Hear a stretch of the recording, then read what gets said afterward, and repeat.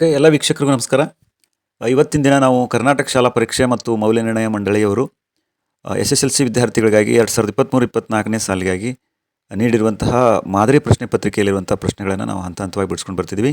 ಇಲ್ಲಿವರೆಗೂ ಕೂಡ ನಾವು 28 ಪ್ರಶ್ನೆಗಳಿಗೆ ಪರಿಹಾರವನ್ನು ಕಂಡುಕೊಂಡಿದ್ವಿ ವಿದ್ಯಾರ್ಥಿಗಳೇ. ಇವತ್ತಿನ ದಿವಸ 29ನೇ ಪ್ರಶ್ನೆ ಏನಿದೆ ಅಂತ ನೋಡ್ಕೊಂಡು ಬರೋಣ ಬನ್ನಿ. 29ನೇ ಪ್ರಶ್ನೆ, ಒಂದು ಗ್ರಾಮದ 100 ಹೊಲಗಳಲ್ಲಿ ಪ್ರತಿ ಹೆಕ್ಟೇರ್ಗೆ ಉತ್ಪಾದಿಸುವ ಭತ್ತದ ಇಳುವರಿಯನ್ನು ಕೆಳಗಿನ ಕೋಷ್ಟಕವು ನೀಡುತ್ತಿದೆ. ಈ ದತ್ತಾಂಶಗಳಿಗೆ ಅಧಿಕ ವಿಧಾನದ ಓಜು ರಚಿಸಿ ಅಂತಿದೆ. ಹಂಗಾರೆ ಉತ್ಪಾದನಾ ಇಳುವರಿ ಕೆಜಿ ಹೆಕ್ಟೇರ್ಗಳಲ್ಲಿ ಅಂತ ಐತಿ.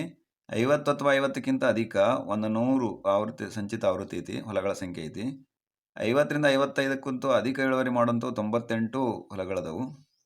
60 ಅಥವಾ 60ಕ್ಕಿಂತ ಅಧಿಕ ಇರುವಂಥವು 90 ಹೊಲಗಳ ಸಂಖ್ಯೆ ಅದಾವು. 65ಕ್ಕಿಂತ ಅಥವಾ 65ಕ್ಕಿಂತ ಅಧಿಕ 77 ಅದಾವು. 70 ಅಥವಾ 75ಕ್ಕಿಂತ ಅಧಿಕ 49 ಅದಾವು. 75 ಅಥವಾ 75ಕ್ಕಿಂತ ಅಧಿಕ 15 ಅದಾವು. ಓಕೆ, ಹಂಗಾರೆ ಇಲ್ಲಿ ಅಧಿಕ ವಿಧಾನದ ಓಜು ರಚನೆ ಮಾಡ್ರಿ ಅಂತ ಹೇಳ್ಯಾರ.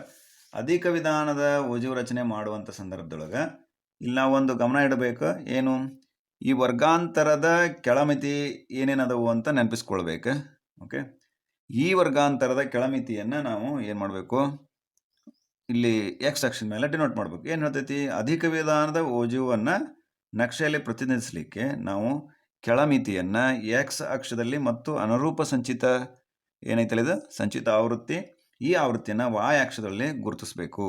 ಅಂದ್ರೆ ಅಧಿಕ ವಿಧಾನದ ಓಜು ಬರ್ತೈತಿ ಅನ್ನೋದೊಂದು ಗಮನ ಇರಲಿ. ಓಕೆ, ಅಧಿಕ ಓಜಿ ಇರುವಂತಹ ಓಜುವನ್ನು ರಚನೆ ಮಾಡ್ರಿ ಅಂದಾಗ ಏನು ಮಾಡ್ಬೇಕ್ರಿ, ಕೆಳಮಿತಿಗಳನ್ನು ಎಕ್ಸ್ ಅಕ್ಷದ ಮೇಲೆ ತಗೊಳ್ಬೇಕು. ಅದೇ ಕಡಿಮೆ ವಿಧಾನದ ಓಜು ಮಾಡಬೇಕಾದಾಗ ಎಕ್ಸ್ ಅಕ್ಷದ ಮೇಲೆ ಮೇಲ್ಮಿತಿಗಳನ್ನು ತಗೊಳ್ಬೇಕು. ಇದು ಒಂದು ವೈಸೆ ವರ್ಷ ಇರುವಂಥ ಪ್ರೊಸೆಸ್ ಗೊತ್ತಿರಬೇಕು ಅಂತ. ಓಕೆ, ಹಂಗಾರೆ ಬಿಡಿಸೋಣ ಬನ್ನಿ. ಮೊದಲ ಎಕ್ಸ್ ಅಕ್ಷ ಮತ್ತು ವಾಯ್ ಅಕ್ಷಗಳನ್ನು ಎಳ್ಕೊಳ್ಳೋಣ.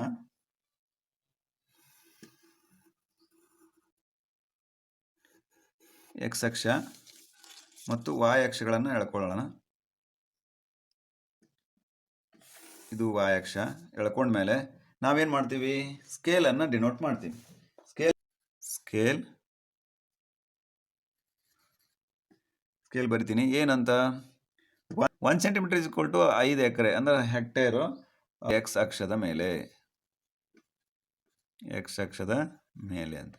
ಆಮೇಲೆ ಇಲ್ಲೇನು ಮಾಡ್ಯಾರ, 1 ಸೆಂಟಿಮೀಟರ್ ಇಸ್ ಈಕ್ವಲ್ ಟು, ಇಲ್ಲಿ ನಮ್ಗೆ ಕೊಟ್ಟಿದ್ದಾರಲ್ಲಿ ಎಷ್ಟು ಕೊಟ್ಟಿದ್ದಾರಲ್ಲಿ 198 ಹಿಂಗೈತಿ. ನಾವು ಮ್ಯಾಕ್ಸಿಮಮ್ ಎಷ್ಟೈತಿ ಹೇಳ್ರಿ, 100 ಐತಿ. ಹಾಗಾಗಿ ನಾನು ಇಲ್ಲಿ ಏನು ಮಾಡ್ತೀನಿ, 10 ಹೊಲಗಳ ಸಂಖ್ಯೆ ಎದ್ರ ಮೇಲೆ ರೀ, ವಾಯ್ ಅಕ್ಷದ ಮೇಲೆ ಅಂತ. ಹಿಂಗೆ ಮೊದಲ ನಾವು ಸ್ಕೇಲ್ ತೊಗೊಳ್ಬೇಕಾಗತ್ತೆ. ಈಗ ನಾ ಬರಿತೀನಿ. ಏನು, ಅಕ್ಷ ಆಯ್ತಿದು, ಇದು ವಾಯ್ ಅಕ್ಷ ಆಯಿತು. ಓಕೆ, ಹಂಗಾರೆ ಇಲ್ಲಿ ನಾನು ಇಲ್ಲಿ ಸ್ಕೇಲ್ ತೊಗೊಂಡಿದ್ದೀನಿ. ಏನಂತ, 1 ಸೆಂಟಿಮೀಟರ್ ಇಸ್ಕೊಂಡು 55 ಏನು ಉತ್ಪಾದನಾ ಇಳುವರಿ 5 ಹೆಕ್ಟೇರ್ ಅಂತ ಹೇಳಿ ತೊಗೊಂಡಿದ್ದೀನಿ. ಹಾಗಾಗಿ ನಾನು ಇಲ್ಲಿ ಏನು ಮಾಡ್ತೀನಿ, ಸ್ಟಾರ್ಟಿಂಗ್ ಎಷ್ಟೈತೆ ಹೇಳಿರೋದು 55, 50 ಅದಕ್ಕೆ 55ಕ್ಕಿಂತ ಹೆಚ್ಚಿಗೆ ಅಂತೈತಿ. 55, 60, 65, 70, 75, 80, 85 ಅಂತ ಐತಿ. ಇದಕ್ಕೆ ನಾವೇನಂತ ಕರಿತೀವಿ, ಉತ್ಪಾದನಾ ಇಳುವರಿ. ಓಕೆ, ಇದು ಏನಿದು, ಹೊಲಗಳ ಸಂಖ್ಯೆ ಇಲ್ಲಿ ಬರಿಬೇಕು. ಏನಂತ, ಹೊಲಗಳ ಸಂಖ್ಯೆ. ಅಂದರೆ ಹೊಲಗಳ ಸಂಖ್ಯೆದಲ್ಲಿ ಏನು ತೊಗೊಂಡೇವೆ ಹೇಳ್ರಿ, 1 ಸೆಂಟಿಮೀಟರ್ ಇಸ್ಕೊಂಡು 10 ಹೊಲಗಳ ಸಂಖ್ಯೆ ತೊಗೊಂಡೇವಿ. There for 10, 20, 30, 40, 50, 60, 70, 80, 90, 100. ಮ್ಯಾಕ್ಸಿಮಮ್ 100 ಐತಿ. ಓಕೆ, ಹೊಲಗಳ ಸಂಖ್ಯೆ 100 ಐತಿ. ಈಗ ಗುರುತಿಸ್ಕೊಂಡು ಹೋಗೋಣ. ಫಸ್ಟ್ ಒನ್, ಇಲ್ಲಿ ನಾವು ಡೇಟಾವನ್ನು ಇಲ್ಲಿ ನೋಡ್ತಿದ್ದೀವಿ. ಅಧಿಕ ಓಜನ್ನು ರಚನೆ ಮಾಡೋದ್ರಿಂದ ಏನು ಮಾಡ್ತೀವಿ, ಕೆಳಮಿತಿಯನ್ನು ನಾವು ಡಿನೋಟ್ ಮಾಡ್ತೀವಿ. ಕೆಳಮಿತಿ ಎಷ್ಟೈತಿ ಇಲ್ಲಿ, 50 ಅಥವಾ 50ಕ್ಕಿಂತ ಅಧಿಕ ಅಂದ್ರೆ 50 ಅನ್ನೋದು ಐತಿ. 50 ಅನ್ನೋದು 100 ಇದಕ್ಕೆ ಐತಿ, ಒಂದು ಪಾಯಿಂಟ್. ನೆಕ್ಸ್ಟ್ 55 ಅನ್ನೋದು 98ಕ್ಕೆ ಐತಿ. 55 ಅನ್ನೋದು 90, 95, 98 ಇಲ್ಲಿ ಬರ್ತದೆ. ನೆಕ್ಸ್ಟು 60 ಅನ್ನೋದು 60 ಅಥವಾ 60ಕ್ಕಿಂತ ಅಧಿಕ ಅಂತ ಹೇಳ್ಯಾರ, 90 ಐತಿ. 60 ಅನ್ನೋದು 90ಕ್ಕೆ ಬಂದದ. ನೆಕ್ಸ್ಟು 65ಕ್ಕಿಂತ ಅಧಿಕ ಅನ್ನೋದು 77 ಅದಾವು, 70. 75, 76, 77. ನೆಕ್ಸ್ಟು 65ಕ್ಕಿಂತ ಅಧಿಕ ಅಂದರೆ 77 ಅದಾವು. 65ಕ್ಕಿಂತ 77 ನೋಡಿದ್ವಿ. ಇನ್ನು 70 ಅಥವಾ 70ಕ್ಕಿಂತ ಅಧಿಕ 49 ಅದಾವು. 49 ಇಲ್ಲಿ ಬರ್ತೈತಿ. ಓಕೆ, 75 ಅಥವಾ 75ಕ್ಕಿಂತ ಅಧಿಕ ಅಂದ್ರೆ 15 ಐತಿ. 75 ಅಥವಾ 75ಕ್ಕಿಂತ ಅಧಿಕ ಅಂದ್ರೆ 15. 15, 10, 15. ಈಗ ನೋಡ್ರಿ, ಇವನ್ನೆಲ್ಲ ಆ್ಯಡ್ ಮಾಡಿದ್ವಿ ಅಂದ್ರೆ ನಮಗೆ ಏನು ಸಿಗುತ್ತೆ? ಅಧಿಕ ಓಜು ವಿಧಾನದ ಒಂದು ಓಜು ಸಿಗ್ತೈತಿ. ಅಂದ್ರೆ ನಾನಿಲ್ಲಿ ರೌಂಡ್ ಮಾರ್ಕ್ ಮಾಡಿ ನೋಡ್ರಿ, ಡಿನೋಟ್ ಮಾಡೋದು ಕನ್ಫ್ಯೂಷನ್ ಆದ್ರೆ ಹಿಂಗೆ ಮಾಡ್ಕೊಂಬಿಡ್ರಿ. ಇದನ್ನ ಸೇರಿಸ್ಬೇಕು. ನೆಕ್ಸ್ಟು ಇದನ್ನು ಸೇರಿಸ್ಬೇಕು. ನೆಕ್ಸ್ಟು ಇದನ್ನು ಸೇರಿಸ್ತೀರಿ. ನೆಕ್ಸ್ಟ್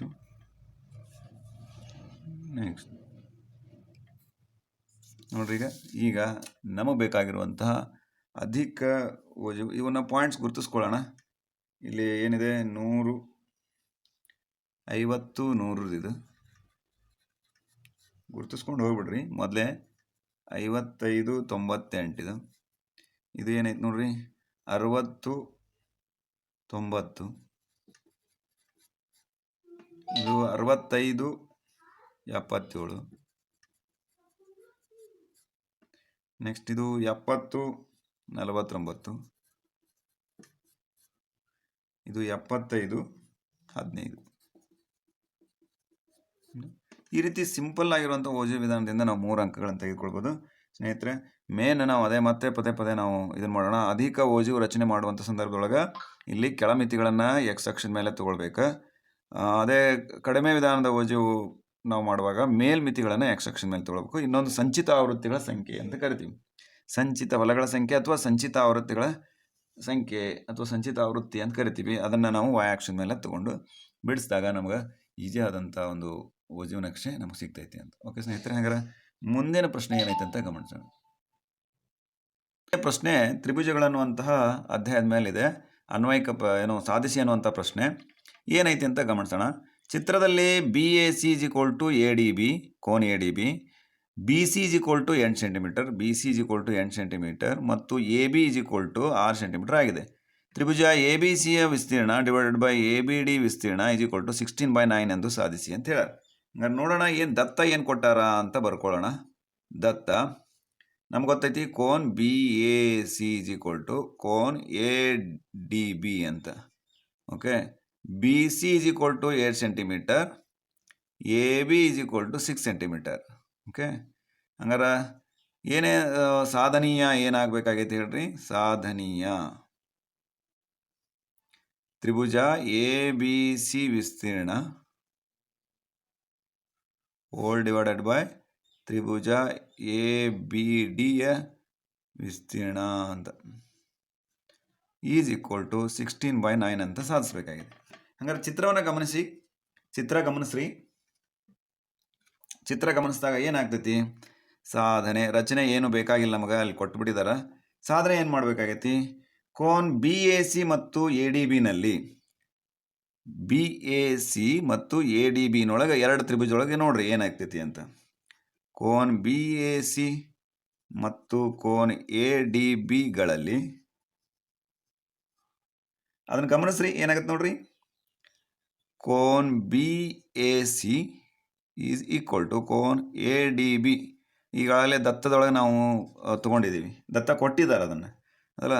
ನೆಕ್ಸ್ಟು ಕೋನ್ ಬಿ ಈಸ್ ಈಕ್ವಲ್ ಟು ಕೋನ್ ಬಿ ಏನೈತೆ ಹೇಳ್ರಿ? ಇದು ಸಾಮಾನ್ಯ ಕೋನ ಐತಿ ಎರಡೂ ತ್ರಿಭುಜಗಳಲ್ಲಿ ಸಾಮಾನ್ಯ ಕೋನ. ಓಕೆ, ನೆಕ್ಸ್ಟ್ ಏನೈತೆ ನೋಡ್ರಿ. ಹಂಗಾರೆ ಎರಡು ಸಾಮಾನ್ಯ ಕೋನ ಅದು, ಈ ಎರಡು ಕೋನಗಳು ದತ್ತದಲ್ಲಿ ಕೊಟ್ಟಿದ್ವು ಅದು. ಹಾಗಾಗಿ ಸಮರೂಪ ತ್ರಿಭುಜಗಳು, ಸಮರೂಪ ತ್ರಿಭುಜ ಎ ಡಿ ಬಿ. ಇದರಿಂದ ನಾವೇನು ಯಾವ ರೀತಿಯಿಂದ ನಾವು ಇದನ್ನು ಹೇಳ್ಬೋದು ಅಂದ್ರೆ ಕೋಕೋ ನಿರ್ಧಾರಕ ಗುಣ ಅಂತ ಒಂದು ಪ್ರಮೇಯ ಐತಿ. ಈ ಕೋಕೋ ನಿರ್ಧಾರಕ ಪ್ರಮೇಯದ ಪ್ರಕಾರ ಇಲ್ಲಿ B A upon B D okay is equal to A C upon A D is equal to B C upon A B ಅಂತ. ಒಮ್ಮೆ ಚಿತ್ರ ಕಡೆ ಗಮನ ಹರಿಸಿ ಇದನ್ನು ಲಕ್ಷ್ಯ ಕೊಟ್ಟು ನೋಡ್ರಿ. ಆಮೇಲೆ ಏನಾಗ್ತೈತಿ, ದೇರ್ ಫೋರ್ ತ್ರಿಭುಜ ಎ ಬಿ ಸಿ ಯ ವಿಸ್ತೀರ್ಣ ಡಿವೈಡೆಡ್ ಬೈ ತ್ರಿಭುಜ ಎ ಬಿ ಡಿ ಯ ವಿಸ್ತೀರ್ಣ ಇಸ್ ಈಕ್ವಲ್ ಟು ಏನಾಗುತ್ತೆ ಹೇಳ್ರಿ, B C square divided by A B square. ಯಾಕೆ ಅನ್ನೋದೊಂದು ಇದ್ರ ಮೇಲೆ ಒಂದು ಪ್ರಮೇಯ ನೀವೀಗಾಗಲೇ ಕಲ್ತಿರಿ ಸ್ನೇಹಿತರೆ. ಏನು, ಎರಡು ಸಮರೂಪ ತ್ರಿಭುಜಗಳ ವಿಸ್ತೀರ್ಣಗಳ ಅನುಪಾತವು ಅವುಗಳ ಅನುರೂಪ ಬಾಹುಗಳ ವರ್ಗಗಳ ಅನುಪಾತಕ್ಕೆ ಸಮನಾಗಿರುತ್ತವೆ ಅನ್ನುವಂಥ ಒಂದು ಪ್ರಮೇಯವನ್ನು ನಾವು ಕಂಡುಕೊಂಡಿದ್ದೀವಿ 2.6 ಅನ್ನುವಂಥ 10ನೇ ತರಗತಿ ಒಳಗೆ. ಹಾಗಾಗಿ ಅವುಗಳ ಅನುರೂಪ ಬಾಹುಗಳು ಇವಾಗ್ಯಾವು. ಯಾವ್ಯಾವ ಹೇಳ್ರಿ, ಬಿ ಸಿ ಮತ್ತು ಎ ಬಿ. ಬಿ ಸಿ ಮತ್ತು ಎ ಬಿಗಳು ಎರಡೂ ತ್ರಿಭುಜಗಳ ಅನುರೂಪ ಬಾಹುಗಳಾಗಿರೋದ್ರಿಂದ ಅವುಗಳ ವಿಸ್ತೀರ್ಣವು ಇವುಗಳ ವರ್ಗಗಳಿಗೆ ಸಮನಾಗಿರುತ್ತವೆ ಅಂತ ಹೇಳ್ಯಾರ. ಈಗ ಆಲ್ರೆಡಿ ಬಿ ಸಿ ಕೊಟ್ಟಾರ, ಬಿ ಸಿ 8 ಸೆಂಟಿಮೀಟರ್ ಐತಿ, 8 ಸ್ಕ್ವೇರ್ ಡಿವೈಡೆಡ್ ಬೈ ಎ ಬಿನೂ ಕೊಟ್ಟಾರ 6 ಸೆಂಟಿಮೀಟರ್ ಸ್ಕ್ವೇರ್ ಐತೆ ಅಂತ. Therefore is equal to ಏನಾಗುತ್ತೆ ಹೇಳ್ರಿ, 64 divided by 36 is equal to ಕಟ್ತಾ ಹೊಡ್ರಿ ಏನಾಗುತ್ತೆ, 4 9 36, 4 1 4, 4 4 24. Okay, therefore 16/9. ಓಕೆ, 31ನೇ ಪ್ರಶ್ನೆ ಏನೈತೆ ಅಂತ ಗಮನಿಸೋಣ. ಬಾಹ್ಯ ಬಿಂದುವಿನಿಂದ ವೃತ್ತಕ್ಕೆ ಎಳೆದ ಸ್ಪರ್ಶಕದ ಉದ್ದವು ಸಮವಾಗಿರುತ್ತದೆ ಎಂದು ಸಾಧಿಸಿ ಅಂತ ಐತಿ. ಹಂಗಾರೆ ಏನೈತಿ, ದತ್ತ ಕೊಟ್ಟಾರ, ದತ್ತ ಬರ್ಕೊಳ್ಳೋಣ. ಈ ಎರಡು 4.1 ಮತ್ತು 4.2 ಎರಡು ಪ್ರಮೇಯಗಳಲ್ಲಿ ಒಂದು ಪ್ರಮೇಯ ಗ್ಯಾರಂಟಿ ಇರ್ತೈತಿ. ಹಾಗಾಗಿ ಇದು 4.2 ಪ್ರಮೇಯ ವೃತ್ತಕ್ಕೆ ಸಂಬಂಧಪಟ್ಟಂಥ ಎರಡುಗಳಲ್ಲಿ ಒಂದು 3 ಅಂಕಕ್ಕೆ ಕಡ್ಡಾಯವಾಗಿರ್ತೈತಿ. ದತ್ತ ಅಂದ್ರೆ ಓ ವೃತ್ತ ಕೇಂದ್ರ ಅಂತ ಕೊಟ್ಟಾರ. ಓಕೆ, ಇಲ್ಲೇನೈತಿ, ಪಿ ಎ ಮತ್ತು ಪಿ ಬಿಗಳು ಸ್ಪರ್ಶಕಗಳು. ಅಂದರೆ ಸಾಧನೆಯ ಏನು, ಸಾಧನೆಯ ಹೇಳಾರಲ್ಲಿ ವೃತ್ತಕ್ಕೆ ಎಳೆದ ಸ್ಪರ್ಶಕಗಳ ಉದ್ದವು ಸಮನಾಗಿರುತ್ತದೆ ಅಂತ ಹೇಳ್ಯಾರ. ಹಂಗಾರೆ A P is equal to B P ಅಂತ ನಾವು ಸಣ್ಣದೊಂದು ರಚನೆ ಮಾಡ್ಕೊಳ್ಳೋಣ. ಏನು ರಚನೆ ಮಾಡ್ಕೊಂಡಿದ್ದೀವಿ ಇಲ್ಲಿ ನಾವು, ಏನನ್ನ, ಓ ವೃತ್ತ ಕೇಂದ್ರ ಮತ್ತು ಸ್ಪರ್ಶಕ ಅದನ್ನು ನಾವು ಏನು ಮಾಡೀವಿ, ಸೇರಿಸಿವಿ. ಓ ಎ ಮತ್ತು ಓ ಬಿ ಮತ್ತು ಓ ಪಿಯನ್ನು ಸೇರಿಸಿದೆ.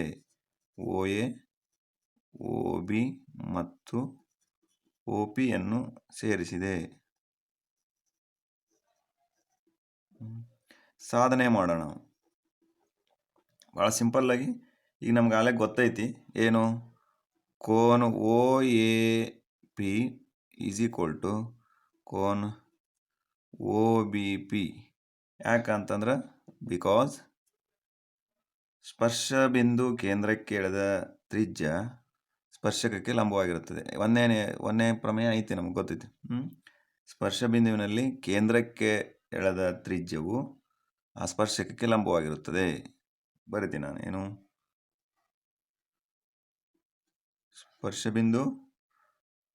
ಸ್ಪರ್ಶ ಬಿಂದುಗಳು ಕೇಂದ್ರಕ್ಕೆ ಎಳೆದ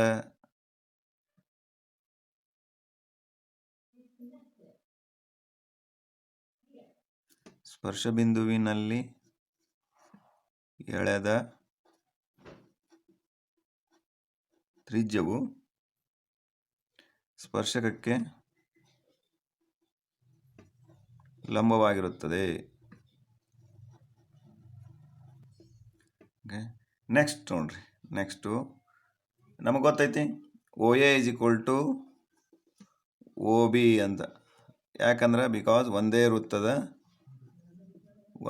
ವೃತ್ತದ ತ್ರಿಜ್ಯಗಳು ಅಂತ. ಓಕೆ, ನೆಕ್ಸ್ಟ್ ನೋಡ್ರಿ, O P is equal to O P. ಯಾಕಂತಂದ್ರೆ ಅದು ಉಭಯ ಸಾಮಾನ್ಯ. O P is equal to O P, ಎರಡು ತ್ರಿಭುಜದೊಳಗೆ O P is equal to ಉಭಯ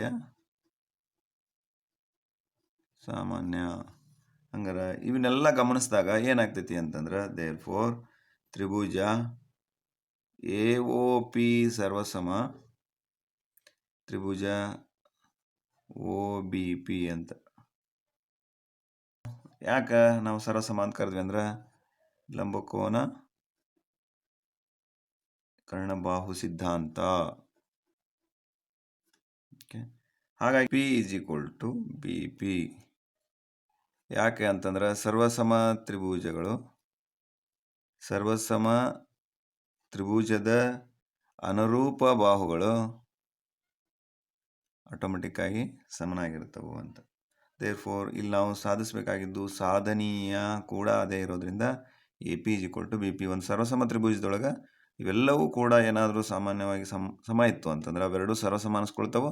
ಹಾಗಾಗಿ ಅವೆಲ್ಲ ಸರ್ವಸಮ ಅನಿಸ್ಕೊಂಡು ಅಂದ್ರೆ AP = BP ಸಮನಾಗಿರ್ತವೆ ಅನ್ನೋದನ್ನು ನಾವು ಇಲ್ಲಿ ಗಮನಿಸ್ಬೇಕು. ಹೀಗೆ ಸ್ನೇಹಿತರೆ ಇವೆರಡು ಪ್ರಮೇಯಗಳಲ್ಲಿ ಒಂದು ಪ್ರಮೇಯ ಗ್ಯಾರಂಟಿ ಇರ್ತೈತಿ. ಇದನ್ನು ನಾವು ತಿಳ್ಕೊಂಡು ನಾವು ಕರೆಕ್ಟಾಗಿ ಯಾಂತ್ರಿಕವಾಗಿ ನಾವು ಕರೆಕ್ಟಾಗಿ ನಾವು ಬಿಡಿಸ್ಕೊಳ್ಳಿಕ್ಕೆ ಥರೋ ಆಗಿವೆ ಅಂದರೆ ಈ ಎರಡರೊಳಗೂ ಒಂದು ಕಡ್ಡಾಯವಾಗಿ ಬೀಳೋದ್ರಿಂದ ಈ 3 ಅಂಕಗಳನ್ನ ನಾವು ಸುಲಭವಾಗಿ ನಾವು ಗಳಿಸ್ಬೋದು ಅಂತ ಹೇಳ್ತಾ, ಸ್ನೇಹಿತರೆ ಮುಂದಿನ ಒಂದು ಪ್ರಶ್ನೆಗಳಲ್ಲಿ ಮುಂದಿನ ಒಂದು ವಿಡಿಯೋದಲ್ಲಿ ನೋಡ್ಕೊಳ್ಳೋಣ ಅಂತ ಹೇಳ್ತಾ ಎಲ್ಲರೂ ಕೂಡ ಧನ್ಯವಾದಗಳು. ನಮಸ್ಕಾರ.